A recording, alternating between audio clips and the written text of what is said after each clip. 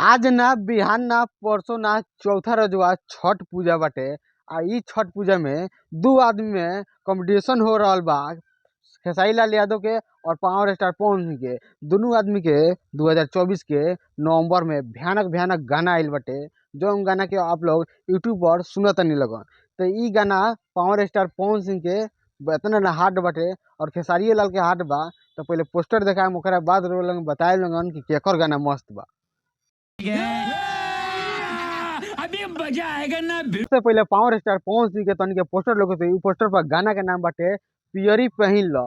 तो ई गाना पर तनी के व्यू बाटे 1.9 मिलियन। पूरा फाड़ के वीडियो चलल बा यूट्यूब पर। और बात करल जाई खेसारी लाल के, तो पहले ई गाना जाके सुने लगन इतना भयानक बा एकर। आइए देखते हैं, बैठन मजा आएगा। ये तो चलिए खेसारी लाल यादव के पोस्टर आप लोग को लग रहा होगा। इस पोस्टर या गाना के नाम है चल गंगा किनारे। तो यहाँ पर व्यू बाटे 296 के। तो 296 के 3 दिन में व्यू बा 296 के। आ साइड में पावर स्टार के 1.9 मिलियन एक दिन में पूरा फाड़ के चलल बा गाना।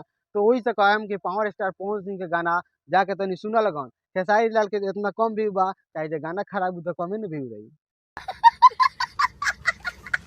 अब बात करी अंकुश राजा के, तो अंकुश राजा के पोस्टर तनी के सामने हुई। पोस्टर के गाना के नाम हुए जीजी दुलारे। तो ई गाना पर 1.4 मिलियन व्यू बाटे 8 दिन में। तो यो 8 दिन हो गल बाटे। वही से एकरा के हम खराब ना मानेम, तंका निम्न मानेम, काहे से बेसी दिन हो बा आ व्यू तंका भाग गल बा।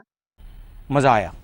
तीसरा बात करी नील कमल सिंह के बारे में। तो इनकर पोस्टर पर तनी के गाना के नाम लौकत हुई चल चल रे कहारावा। तो ई गाना पर व्यू आइल बाटे। तो ई गाना पर 4 दिन में 32 के व्यू भागल बाटे।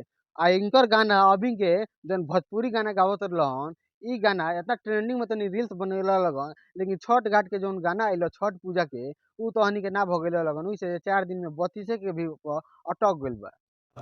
ये बातें बताई नहीं जाती, नजर लग जाती है। आ खेसारी लाल के एगो औरी गाना आइल बाटे एक दिन पहिले। जौन गाना के पोस्टर तनी के सामने लोगत हुई। गाना के नाम सूरज बाबा। ते एक दिन में 1.2 मिलियन व्यूवे बाटे। बेसी व्यूवे नहीं के भागल। काहे नहीं के भागल? काहे जे गाना इनकर लोग कम सुनता है। चलिए इतना एक्टरों में से मैं एक एक्टर को बताना चाहता हूँ जो इसका नाम है पावर स्टार पवन सिंह। पूरा धमाल मचा के रख दिए हैं। भोजपुरी सॉन्ग होगा, आइटम सॉन्ग होगा, छठ पूजा सॉन्ग होगा, दशहरा सॉन्ग होगा, सब में इनका एक नंबर गाना ट्रेंड एक नंबर पर चलता है। और इसको कोई दबा नहीं सकता है। खेसारी लाल को बोल रहा हूँ या नील कमल सिंह को बोल रहा हूँ या गुंजन सिंह या कुछ भी अलानो फलाना, सब इसके पीछे फेल है लोग। क्या बोला क्या बोला? मार साले का खोपड़ी तोड़ साले।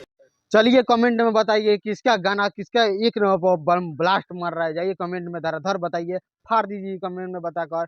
हैप्पी छठ पूजा आप लोग भी बनाइए और हम भी बना रहे हैं। चलिए मिलते हैं अगले सुनने, तब तक जय हिंद।